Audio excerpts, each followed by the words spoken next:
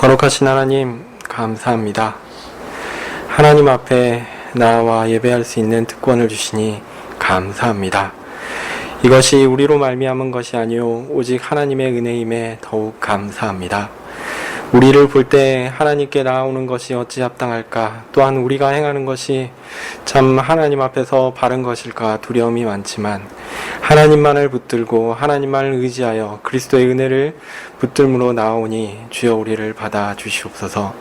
주께서 우리에게 참 예수 그리스도를 믿고 믿으면 구원을 얻으리라 약속하셨던 것들을 붙잡고 주님께 나아오니 우리를 구원하사 우리로 주의 말씀을 들을 귀를 열어 주시옵소서. 주의 부족한 사람을 통해서 주의 말씀이 선포될 때에 하나님께서 마음을 열어주시고 마음판에 주의 말씀을 새겨주시기를 간절히 소원합니다. 주의 은혜를 구합니다. 예수님 이름으로 기도합니다. 아멘. 네, 오늘 말씀은 고린도후서 15장 35절에서 58절입니다. 고린도전서 15장 35절에서 58절입니다. 좀 긴데요. 제가 읽겠습니다. 누가 묻기를 죽은 자들이 어떻게 다시 살며 어떠한 몸으로 오느냐 하리니 어리석은 자여 너의 뿌리는 씨가 죽지 않으면 살아나지 못하겠고 또 너의 뿌리는 것은 장래의 형체를 뿌리는 것이 아니요 다만 밀이나 다른 것의 알갱이 뿐이로되 하나님이 그 뜻대로 저에게 형체를 주시되 각 종자에게 그 형체를 주시느니라.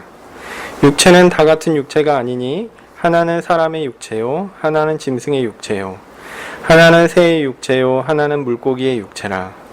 하늘에 속한 형체도 있고 땅에 속한 형체도 있으나 하늘에 속한 자의 영광이 따로 있고 땅에 속한 자의 영광이 따로 있으니 해의 영광도 다르며 달의 영광도 다르며 별의 영광도 다른데 별과 별의 영광이 다르도다.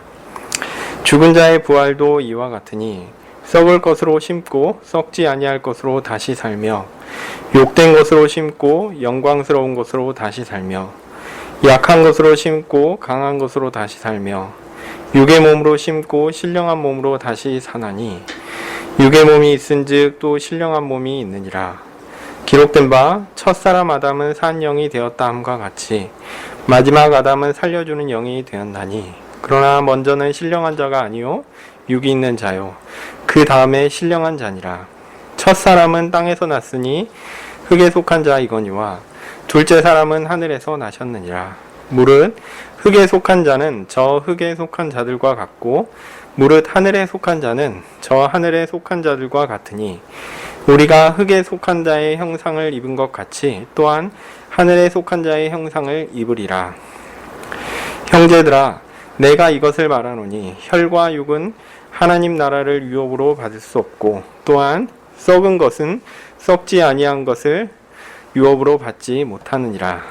보라 내가 너희에게 비밀을 말하노니 우리가 다 잠잘 것이 아니요 마지막 나팔의 순식간에 호련히 다 변화하리니 나팔 소리가 나매 죽은 자들이 썩지 아니할 것으로 다시 살고 우리도 변화하리라. 이 썩을 것이 불갑을 썩지 아니할 것을 입겠고 이 죽을 것이 죽지 아니함을 입으리로다. 이 썩을 것이 썩지 아니함을 입고 이 죽을 것을 죽지 아니함을 입을 때에는 사망이 이김에 삼킨 바 되리라고 기록한 말씀이 응하리라.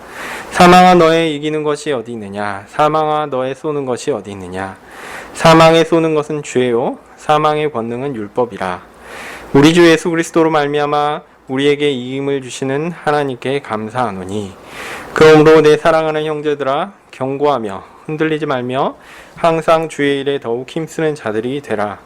이는 너희의 수고가 주 안에서 헛되지 않은 줄을 알미니라. 아멘. 자, 우리는 이제 고린도전서를 통해서 바울이 고린도 교회에 주고 있는 여러 교훈들을 살펴보고 있습니다.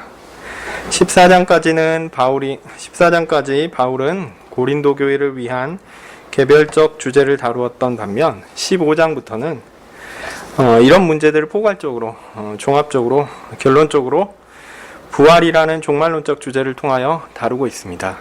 그래서 사실상 오늘 본문이 그 신학적인 내용으로서는 이제 끝입니다. 네, 끝입니다. 그래서 제가 그 고린도전서는 2021년에 다음 달이면 설교를 한 번 더 하게 되는데 그때 되면 마감을 할 수 있을 것 같습니다. 저 개인에게는 감사한 일입니다. 네. 부활이란 주제를 다루고 있는데요. 이 부활이란 주제는 고린도 교회에만 중요한 문제가 아니라 우리에게도 매우 중요한 문제입니다. 과연 우리가 믿는 복음이, 우리가 얻는 구원이 앞으로 영원한 삶에 있어서 어떤 가치가 있는가, 어떤 쓸모가 있는가, 그리스도의 구속 사역으로 인한 복음을 믿고 또한 구원을 얻는다는 것이 마지막 날에 우리의 삶에 어떤 변화를 가져오는가의 문제죠. 바울은 앞서 15장의 초반부에서 자신이 전한 내용이 그리스도의 구속 사역이다, 복음이라고 밝혔습니다. 그리고 더하여 자신이 전한 복음은 그 뿌리가 그리스도께 있는 건전하고 정통적인 견해다라고 밝히고 있습니다. 그러니까 이어서 전하는 복음의 내용의 마지막 결론적으로 이어서 전하는 이 부활에 대한 내용도 하나님께서 주신 정확한 진리요, 복음의 내용에 속한 또한 핵심적인 교리이다라고 가르치는 것이죠. 이것을 가르치는 이유는 고린도 교회에 부활이 중요한 것이 아니다라고 생각하는 성도들이 있었기 때문일 것입니다. 부활을 부정하는 것은 앞에서 언급되었던 복음과 또한 그 복음의 정통성을 부인하는 결과로 나아가기 때문에 바울은 강경하고 견고하게 자신의 교훈을 가르치고 있습니다. 네, 그렇게요. 부활은 있습니다. 그 확실한 징표가 무엇입니까? 바로 그리스도의 부활입니다. 하나님께서 약속하셨고 그리스도께서 정말 부활하셨습니다. 그리고 죽은 사람들도, 그리스도 안에서 죽은 사람들도 반드시 부활할 것입니다. 이 땅에서 우리 성도의 삶은 고난 가운데 있죠. 그 고난을 잘 보여주는 예가 누구의 삶입니까? 바로 바울의 삶이었습니다. 죽음의 위협 가운데 고통을 받으며 살아갔습니다. 그러나 끝이 있습니다. 그리고 부활이 있습니다. 만약 부활이 없다면 어떨까요? 바울이 당하는 그런 고난과 그런 고통, 아무런 의미가 없는 거죠. 자, 만약 부활이 없다면요, 여러분은 지금 교회에 있으실 필요가 없습니다. 그냥 세상에서 하고 싶은 대로 죄 짓고 세상에서 욕심대로 살면 됩니다. 죽으면 끝이니까요. 부활이 없고 죽음이 끝이라면 그냥 그걸로 끝나는 거니까. 그런데 실상 그렇지가 않습니다. 부활이 있습니다.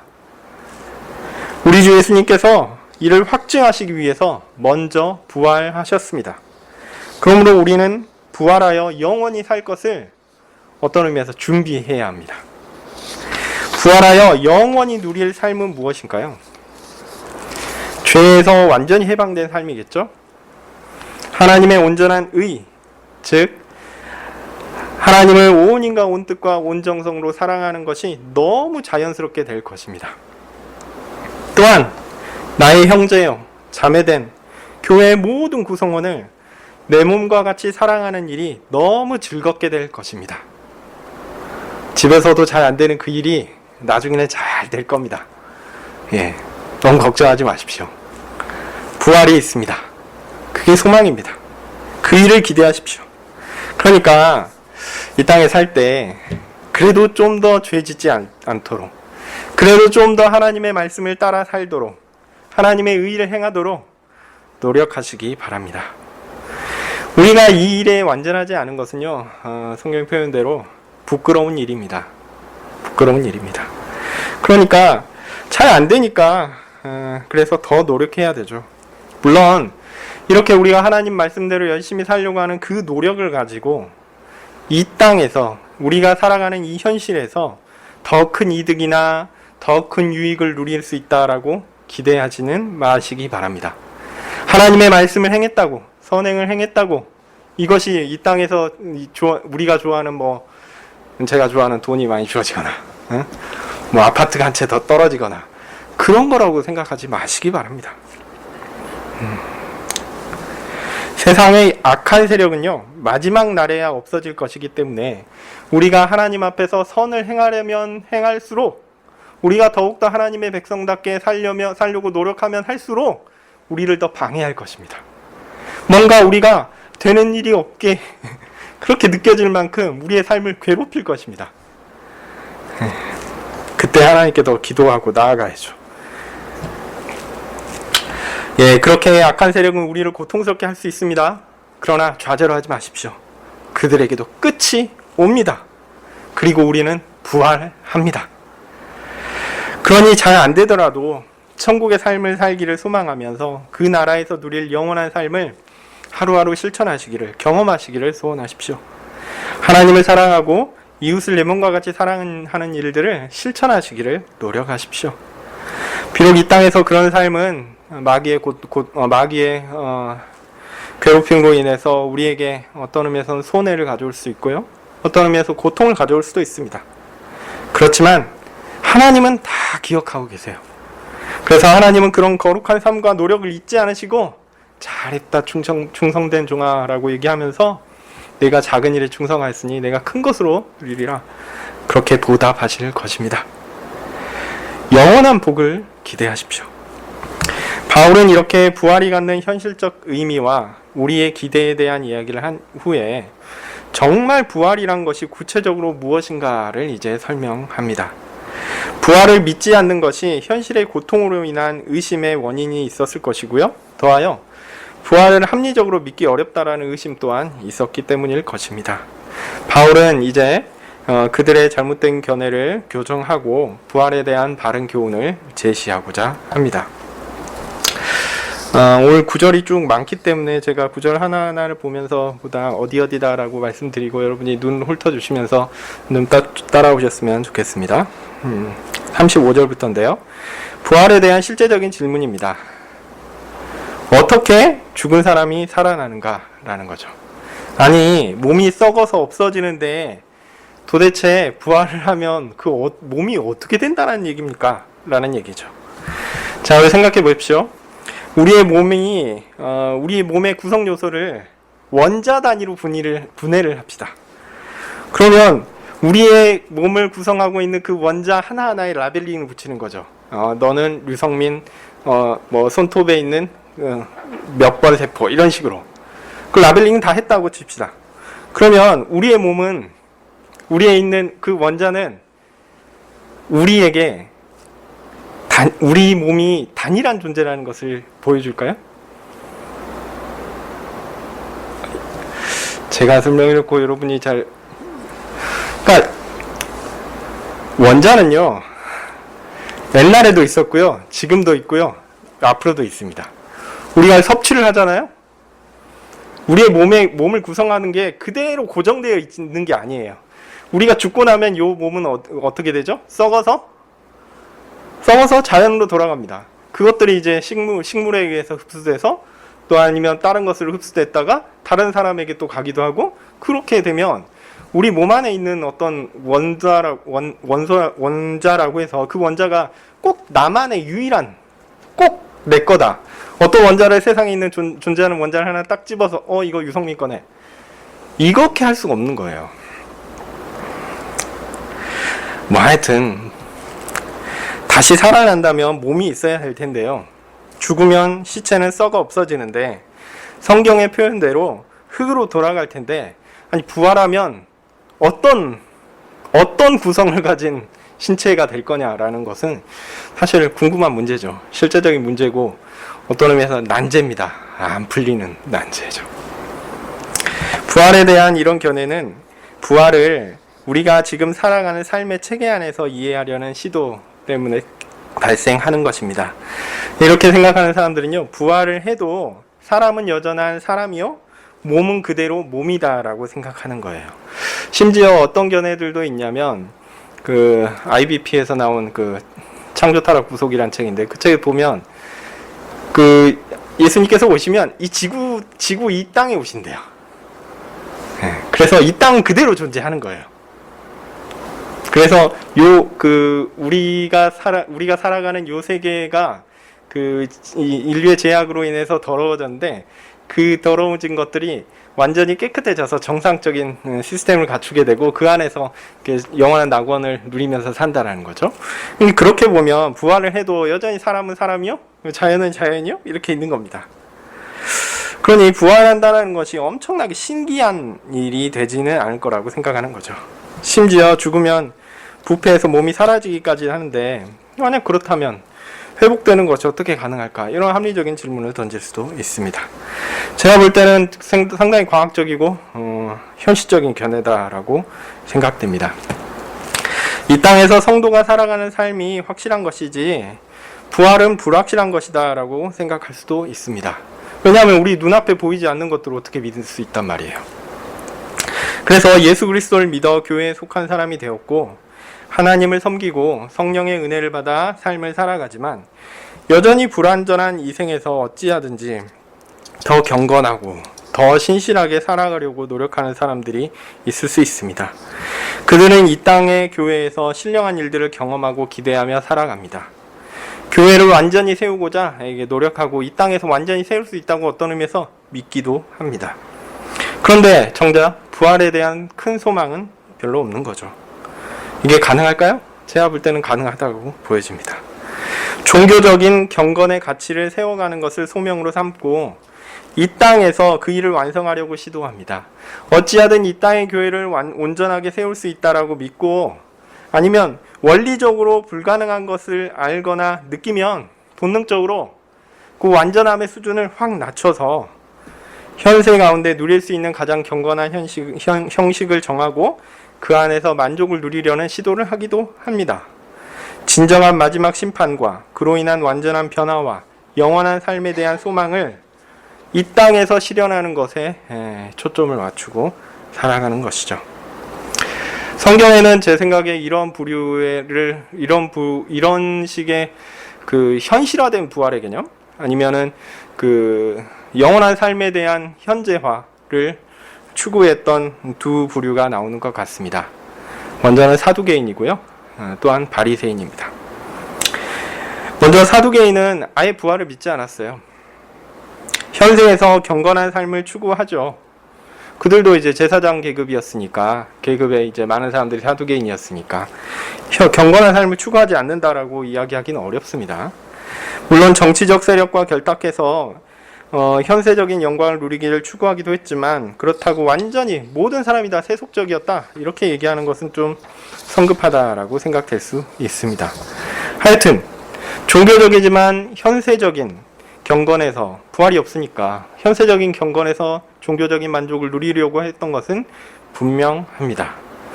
또 하나의 부류는 바리새인입니다. 이 바리새인은 약간 달라요.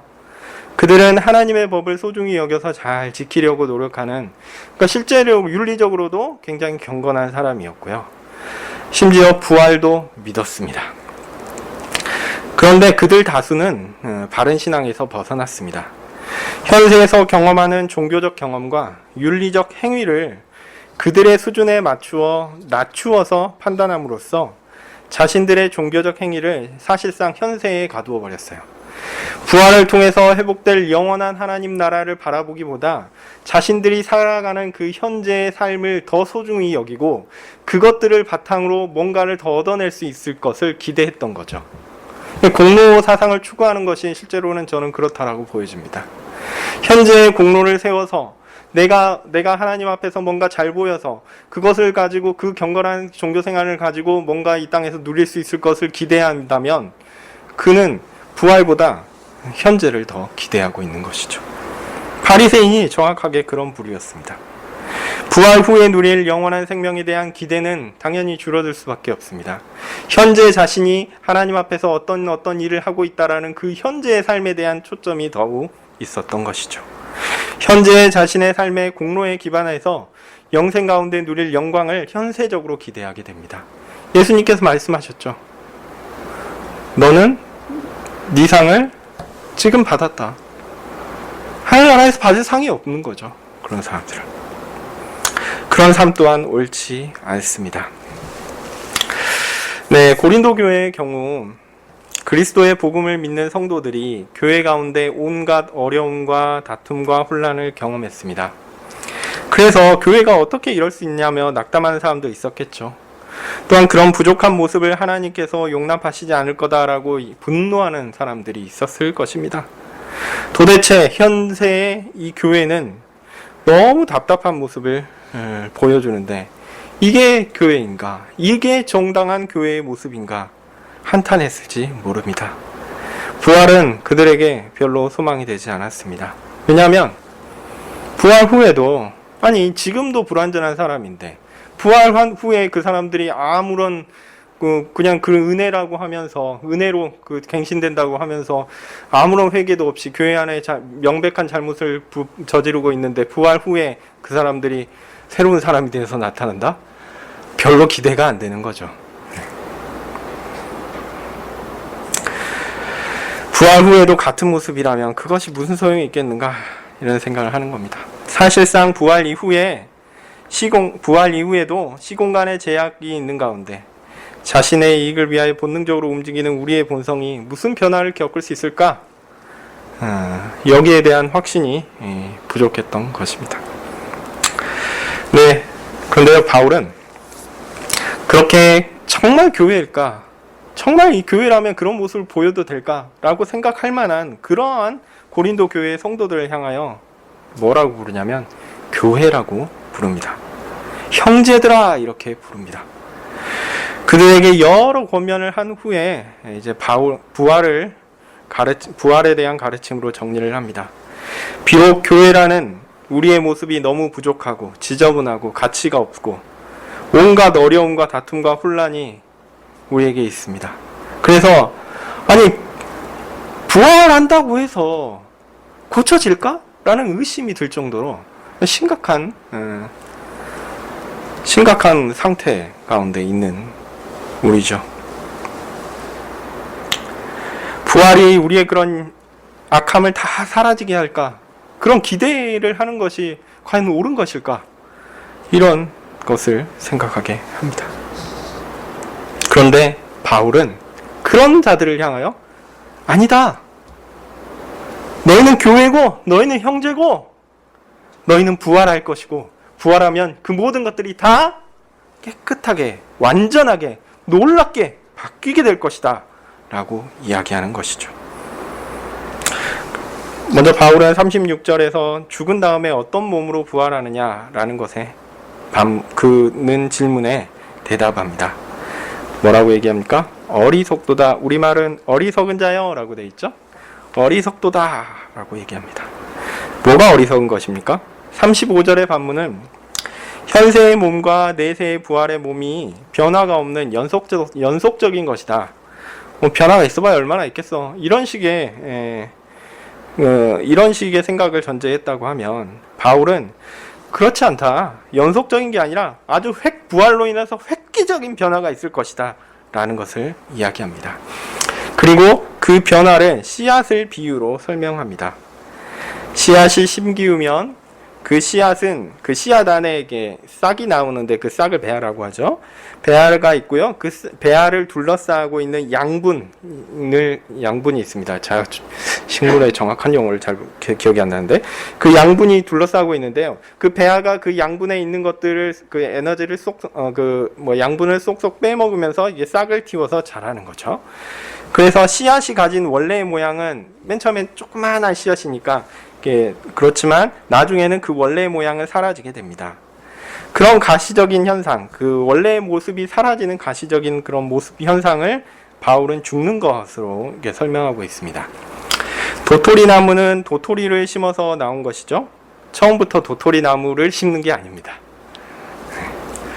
장미꽃은 장미꽃의 씨앗에서 나오는 것이지 처음부터 그냥 장미 딱 하고 나오는 게 아닙니다. 그러니까 식물이 자신의 본연의 모습을 드러내기 위해서는 씨앗이 필요하고 그 씨앗은 영양분을 받아들이고 또한 자신의 원래 자신이 하나님께서 계획하셨던 그런 형태로 변화시키는 본연의 모습을 시간 속에서 찾아가는 것이죠. 처음에는 밀나닷을 심고요. 쌀알을 심는 것입니다. 그리고 그 모습이 변화되어서 밀이 되고 벼가 되고 이렇게 되는 거죠. 자, 이런 변화는 여러분 알다시피 너무 당연한 거죠. 그리고 그 변화는 하나님께서 이미 계획하신 것입니다. 씨앗의 형태와 배아의 모양을 다 계획하셨고요.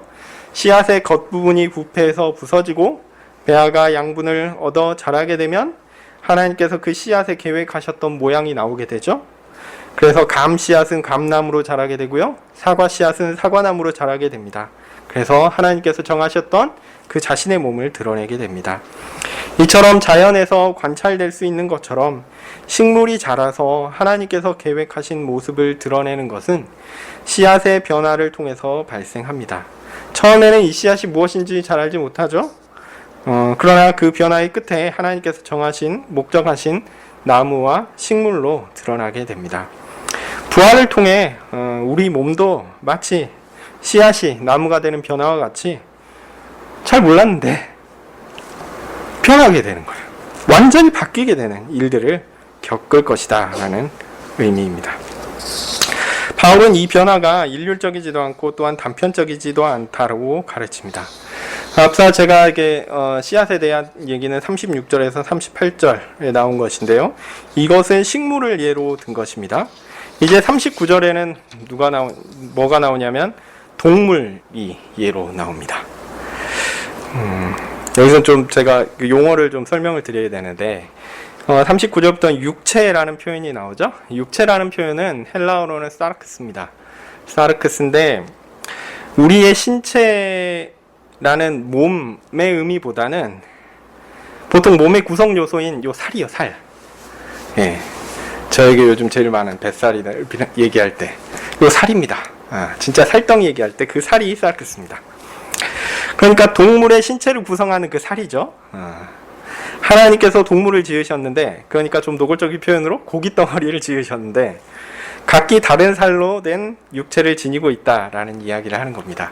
사람이 그렇고요, 네 발 달린 동물이 그렇고요, 새가 그렇고요, 물고기가 그렇고, 또 그런 동물들은 각기 하나님께서 정하신 살, 곧 육체를 지니고 있다라는 거죠.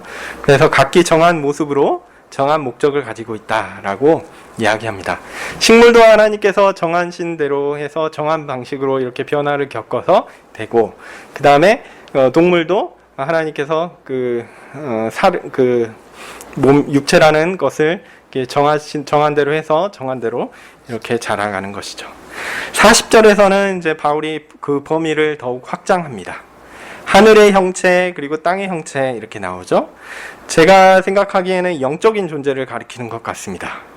물론 정확하지는 않습니다. 제 주장인데 이게 제 생각이 맞는 것 같긴 한데 뭐 다른 견해가 있을 수 있다라고 생각합니다. 어쨌든 하늘의 형체는 하늘의 영적인 존재라고 생각하면 천사를 가리키는 것이 아닐까 생각되고요. 땅의 형체는 땅의 영적인 존재들, 즉 사람을 다시 언급하는 것이 아닐까 생각됩니다.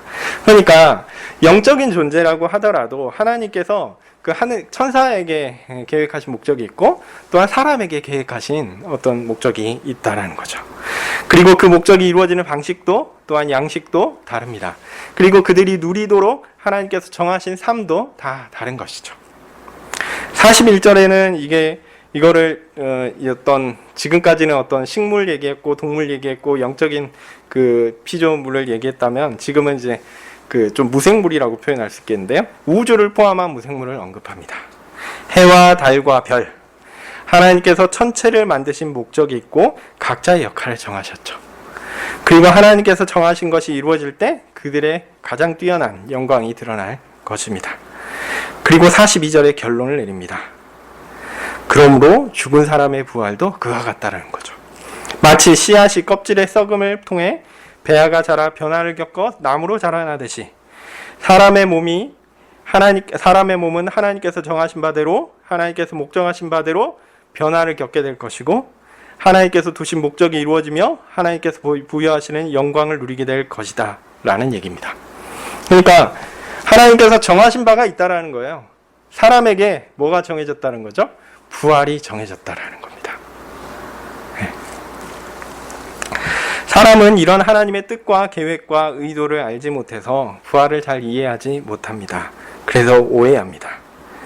부활을 해도 별로 달라질 것이 없다라고 생각하기까지 합니다. 그런데요, 그렇지가 않습니다. 하나님은 이 모든 것들을 다 정해 놓으셨어요. 바울이 식물, 동물, 영적인 존재, 무생물까지 목적을 가지고 창조하신 하나님을 이야기하는 것은 무엇입니까? 그 모든 것 가운데 우리의 부활이 핵심적이다라는 얘기입니다. 그 부활을 핵심적으로 계획해 놓으셨고, 그것은 다른 피조물 모두에게 또한 다른 모든 피조물에게 정한 것보다 위대한 것이며, 또한 반대로 모든 피조물들이 우리의 부활로 인한 그 영향을 받게 될 것이다 라는 것도 암시하는 것이죠. 그래서 43절의 표현대로 지금은 부끄럽지만 다시 영광스럽게 살아날 것입니다. 지금은 나약하게 실패하는 것 같지만 하나님께서 다시 강하게 살리실 것입니다. 세상이 보는 것과는 완전히 다른 것이 부활 때에 증명될 것입니다. 요거를 사람들도 믿지 못해요. 그리스도인들도 심지어 이 부활이 있다고 해서 뭔가 달라지겠어? 라고 생각하는데 아닙니다.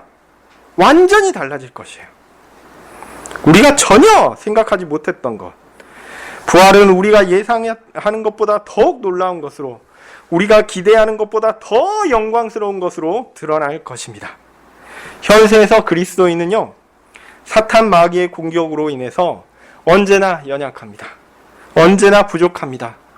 언제나 쓰러질 것 같아요. 그런데요, 부활은 하나님께서 우리에게 정하신 계획과 목적을 확실하게 보여주는 것인데요, 그 모든 것들이 다 완전해질 것이다 라는 것을 이야기합니다. 강해질 것입니다. 완벽해질 것입니다. 더 이상 쓰러지지 않을 것입니다. 44절에서는 구체적으로 이제 부활의 변화에 대해서 어느 정도 설명을 해줍니다. 앞서 35절에서 언급한 질문처럼 부활의 몸에 대한 것을 이제 언급하는데요. 몸이 썩어서 없어진다면 어떻게 부활할 수 있는가의 질문이었죠. 바울은 육의 몸이 영의 몸으로 살아난다라고 알려줍니다. 여기서 육과 영이라는 단어를 좀 우리가 살펴볼 필요가 있습니다. 영은 여기서 쓰이는 헬라어는 푸시케입니다. 푸시케라는 헬라어고요. 영은 푸뉴마입니다. 다시 한번, 육은 푸시케고요. 영은 푸뉴마입니다. 그리고 몸이란 단어는 소마인데요. 이 소마라는 단어는 아까 37절 이하의 몸의 형체라고 번역되는 단어하고 똑같은 겁니다. 그러니까 이걸 일관성 있게 번역을 하면요, 육적 형체는 영적 형체로 살아난다 라고 이야기합니다. 그러니까 육적 형체가 있고요, 영적 형체가 있다라는 거예요. 근데 이거를 우리가 영과 육 이렇게 이야기하게 되면 여러분들이 이원론적으로 영과 육을 대립적인 것으로 이게 판단해서 영만 있고 육만 있고 이런 식으로 생각하게 되는 게 일반적이거든요. 근데 그런 개념은 절대 아닙니다. 영과 육을 분리해서 지금은 영이 없는 육적 형체이고 부활하면 육이 없는 영적 형체다라고 이해하시면 안 됩니다. 우리가 현세의 죽음을 영과 육의 분리 상태로 정의합니다. 그렇긴 하지만 영과 육을 분리해서 대립시키는 이원론적 사고는 여기서 옳지 않습니다. 사람에게는요, 영과 육이 항상 함께 있습니다. 우리가 그리스도께서 오시기 전까지 낙원에 있는 그 분들은 이제 육체가 이제 이 땅에 썩었잖아요. 그래서 부활할 때까지는 그 낙원에서 영만 있는 상태로 존재하는 거죠. 근데 그거는 임시적인 상태이고, 본질적으로 사람은 육이 있고 영이 있습니다. 현세의 우리는 당연히 육과 영이 있고요, 부활 후에 우리도 영과 육이 있을 것입니다. 그런 기초에서 이 본문에서 이야기하는 육적 형체와 영적 형체를 주의해서 볼 필요가 있습니다. 그러니까 육적 형체라고 해서 영은 없고 영적 형체라고 해서 육은 없고 이건 아니라는 얘기예요. 영과 육이 있으되 육적인 의미와 영적인 의미, 이걸 담아야 된다라는 겁니다. 바울의 설명을 듣는 고린도 교회 교인들도 이러한 바울의 설명을 쉽게 이해하지 못했으리라고 생각합니다. 바울도 그런 고린도 교회 성도들이 이 문제를 쉽게 이해하지 못했으리라고 생각했던 것 같습니다. 왜냐고요? 증거가 있는데요. 45절부터 49절까지 이 내용을 설명하고 있기 때문에 그렇습니다. 그냥 한 번에 알아들었으면 뭐 더 이상 설명할 필요가 없을 텐데, 우리도 어렵고 이 사람들도 어려웠던 거예요. 그래서 설명하고 있습니다. 이것도 잘 들으셔야 됩니다. 45절부터 49절입니다. 바울은 첫사람 아담과 둘째 혹은 마지막 사람 그리스도를 비교하면서 육적 형체와 영적 형체라는 부활의 지식을 설명하고 있습니다. 근데 여기서 이제 나오는 등장인물이 둘이죠. 첫 번째는 그러니까 첫사람 아담, 그리고 두 번째는 마지막 사람 그리스도인데요. 이러한 두 인물이 나올 수밖에 없는 것은요. 일단은 그 육적 형체라고 할 때 가장 완벽한 인물이 누구일까요? 아담입니다. 첫사람 아담. 그리고 부활의 경우는 또 어떻습니까? 누구만 부활하셨죠? 오직 그리스도만 부활하셨기 때문에 이 아담과 그리스도 이렇게 대조되는 것은 너무나 당연한 예시입니다. 자, 설명을 한번 살펴볼게요. 바울은 첫사람 아담과 마지막 아담이 영을 지닌 영적 존재임을 분명하게 합니다. 그러니까 다른 피조물들은 부활에 있어서 중요한 존재들이 아니에요. 아담도 살아있는 영이 되었고 그리스도도 생명을 주는 영이 되었다라고 해서, 물론 여기에 대한 세부적인 의미는 약간 용어가 달리 쓰였기 때문에 세부적으로 살펴볼 필요도 있는 부분이지만, 그냥 크게 얘기해서 사람은 영적 존재입니다. 영적 존재라는 말이에요. 사람의 본질은 영적 존재다라는 점이 가장 중요한 전제입니다. 이런 영적 존재가 그러니까 영적 존재이기 때문에 이게 동물과 우리는 본질적으로 차이가 있는 거예요. 예. 네. 동물과 우리가 DNA가 얼마나 차이 난다고 차이가 나겠어요. 단백질 구조가 얼마나 차이 나겠어요. 별 차이 안 납니다. 네, 본질적으로 다른 점은 우리는 영적 존재이고 동물들은 영적 존재가 아니라는 점이 본질적인 차이입니다. 어쨌든 우리는 사람은 영적 존재이고요. 이 영적 존재가 육을 취하는 방식이 첫사람 아담과 부활하신 아담, 그러니까 그리스도 사이에 차이가 있다라는 겁니다. 첫사람 아담은 땅에서 태어났죠. 즉 그의 몸은 자연적 구성 요소를 기반으로 구성되었습니다. 그래서 흙이라는 표현이 그것입니다. 그런데 마지막 아담은 다릅니다. 마지막 아담은 자연적 구성 요소가 아닌 영적 존재에 적합한 몸을 지녔습니다. 이를 48절에서는 어떻게 표현하냐면요. 둘째 사람은 하늘에서 났다라고 표현합니다. 그런데 이게 뭘까요? 일단 확실한 것은 우리가 살아가는 현세의 지금 몸은 아니다라는 것이 분명한 사실입니다. 우리는요, 부활하면요, 다른 몸을 갖게 될 거예요. 그것은 땅에서 나온 것이 아니라 하나님께서 계신 하늘에서 나온 것입니다. 이 말이 어려운데 이걸 그냥 쉽게 그냥 보면 우리가 경험해 보지 못한, 알지 못하는 몸이 될 것이다 라는 얘기입니다. 영적 존재인 사람은 부활 이후에도 당연히 육을 가지고 있을 것입니다. 그런데 그 육은 지금 우리가 가지고 있는 육과 완전히 다른, 근본적으로 다른, 우리가 경험적으로 알거나 아니면 우리가 열심히 연구를 통한 추론으로 알 수 없는 그런 몸이라는 거죠. 부활 이전에는 우리가 흙에 속했습니다. 그래서 흙에 속한 육을 가지는 것입니다. 이거를 육적 형체라고 표현하죠. 그리고 부활 후에는 하나님께서 정하신 하늘에서 오는 영적 육체를 입게 되는 것이죠. 사실 이것이 어떤 것인지 지금 분석해서 정확하게 모두가 이해할 수 있도록 설명하는 것은 불가능합니다. 안 그랬으면 영적인 게 하늘에서 왔다고 얘기 안 하죠. 하늘에서 왔다라는 것 자체가 하나님으로부터 왔다라는 것 자체가 사람이 이해할 수 없는 것이다 라는 이야기를 전제하는 것이니까 그렇습니다. 이걸 다 설명할 수도 없고 또한 이해할 수도 없는 것이 사실입니다. 하지만 분명히 다를 것이다 라는 얘기죠. 부활 후에 입을 육체가 있고요. 그 육체는 우리가 지금 입고 있는 현세에 가지고 있는 이 몸과 완전히 다를 것이다 라는 점을 현재의 어떤 몸의 구조와는 완전한 불연속성을 띌 것이다 라는 점은 분명합니다. 50절에서 바울은 부활의 몸에 대해 결론적으로 이야기합니다. 하나님 나라는 지금 우리가 살아가는 혈과 육으로 누리는 것이 아닙니다. 우리의 몸으로 누리는 게 아니에요. 지금 우리가 살아가는 이 몸으로 하나님 나라를 누리는 것이 아닙니다. 하나님께서 이 세상에 정하신 목적이 있고 그에 맞는 영광이 있습니다. 그것을 통해 피조물은 하나님의 영광을 드러내겠죠. 그런데 그리스도께서 다시 오시는 그날, 우리가 부활하는 그날에는 지금 우리가 경험하는 피조물의 모든 질서가 바뀌게 될 것입니다. 우리가 생각하고 상상하는 것을 뛰어넘는 엄청난 일이 있을 것입니다. 그리스도께서 우리를 위해 준비하신 하나님 나라는 영원하고, 우리는 그런 영원한 하나님 나라에 적합한 몸으로 부활할 것입니다. 그것이 하나님께서 정하신 것이고요. 그것이 하나님께서 우리에게 정하신, 주시기로 하신 영광입니다. 이제 몸의 부활에 대해서 이야기를 했으니까, 그러면 당연히 그러면 그렇게 좋은 것을 언제 취할 수 있습니까? 라는 질문이 있겠죠. 언제 부활할 것인가를 알고 싶겠죠. 바울은 이에 대해 간략하게 설명을 덧붙입니다. 세상 사람들은 알지 못하는 비밀을 바울은 알려준다라고 이야기합니다. 하늘의 나팔 소리가 크게 울리게 될 것입니다. 모든 사람을 깨워서 듣게 할 소식이다라는 거죠.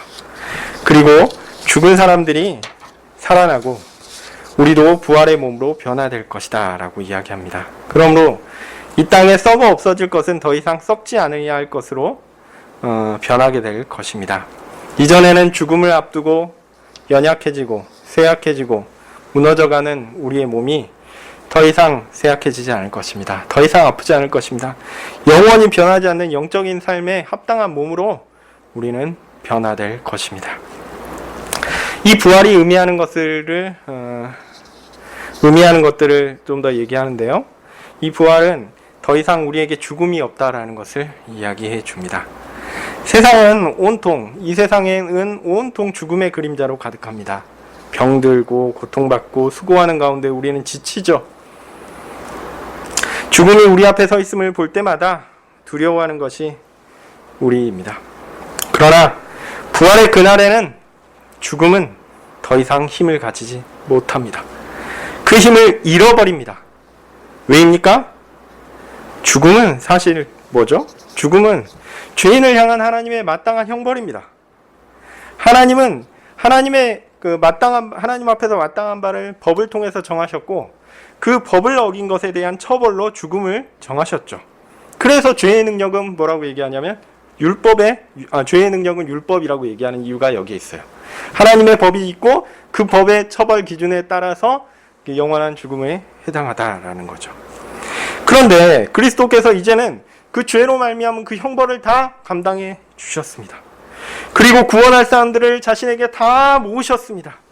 이제 영원한 하나님의 뜻이, 구원을 위한 하나님의 뜻이 완성되었고, 이제는 죽음은 더 이상 존재할 필요가 없습니다. 모든 것이 다 해결되었거든요. 그렇게 우리는 주 예수 그리스도를 통해 승리를 얻게 되며 하나님께 감사하게 될 것입니다. 네, 부활이 우리에게 알려주는 것은 무엇입니까? 이 생이 끝이 아니다라는 겁니다. 그리고 이 생의 구조가 그대로 가지 않을 것이고 완전히 바뀌게 될 것이다라는 거예요.